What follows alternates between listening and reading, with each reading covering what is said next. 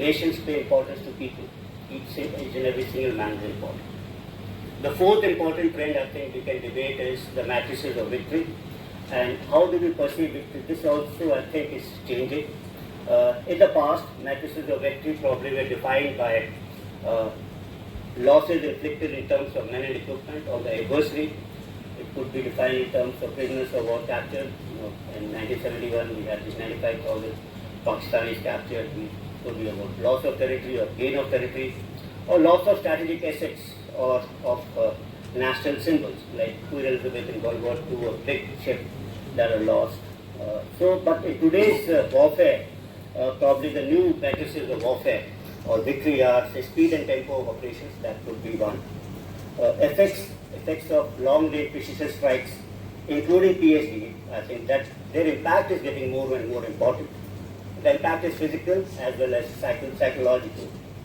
And the third important matrix of victory, which I think is display of sophistication and superiority in all domains to the adversary. So that will lead towards achievement of understanding of this particular victory.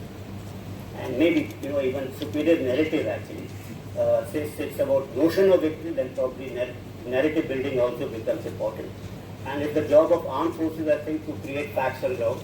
And it's based on these facts that narratives can be created. Second aspect which I think we could discuss in this seminar is about Sudarshan Chakra, India's own Iron Dome or Golden Dome. The Honorable Prime Minister had made a mention of this on 15th of August when he spoke about Sudarshan Chakra that will enhance India's strategic defense, and he said that he expects it to be rolled out by 2035. Over here, I think the aim is to develop the indigenous system to protect India's strategic, civilian and nationally important sites, and it will act both as a shield as well as a sword. It will entail development of robust infrastructure and processes for detection, acquisition, neutralization of enemy's air vectors, including using soft skill and hard skill, both kinetic and directed energy weapons. In fact, 2 or 3 days back, you would have heard about DRDO testing a particular integrated system in which there were QR-SAMs, V-Sharods, and 5 kilowatt lasers actually. They were all getting combined into one. We will have to look at multi-domain ISR, integration of ground, air, maritime, undersea, space sensors, all becoming a key necessity in integrating them. A colossal amount of integration will be required as multiple fields will need to be networked to provide a very fused picture to us. Colossal amounts of data will be needed to be analyzed for information and real-time response. Use of artificial intelligence, advanced computation, data analytics, big data, LLM, quantum technologies will be essential. For a vast country like this, like India, a project of this magnitude will require a whole-of-nation approach. But like always, I am very sure Indians will do it at a minimal and a very affordable cost to us.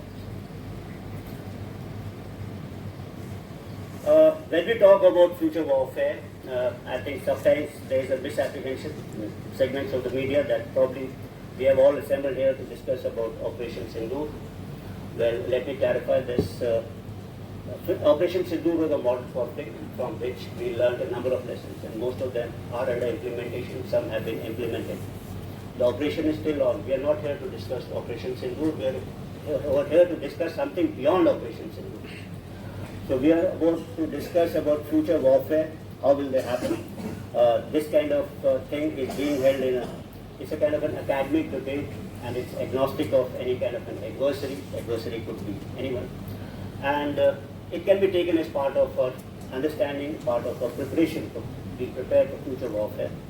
And over here, talking about preparation, I would like to quote again Benjamin Franklin, who famously said, "By failing to prepare, we are preparing to fail," and hence the need for ransomware. As part of my concluding remarks, I would like to say that we are all in a race. All the militaries of the world are actually in a race. We are running a 400 meters on an athletic track, and one who is running faster will lead tomorrow. But it's not only the race on one particular track. Actually, some of them who are running faster are jumping onto the next orbit. And we don't want to lag behind in the race in this particular orbit, and neither do we want to be away from orbit. We want to be there and along with the advanced militaries of tomorrow. And we cannot afford to be left behind. So we have to be part of the third revolution in military affairs with modern militaries and developed nations. To win tomorrow's war, we need not one scholar warrior. Actually, we require hundreds of scholar warriors, hundreds of warriors, and we don't need one Chandragupta, one Ashoka, or one Shivaji, hundreds of them. And there is no escaping that. Shastra and Shastra, they all have to be studied together.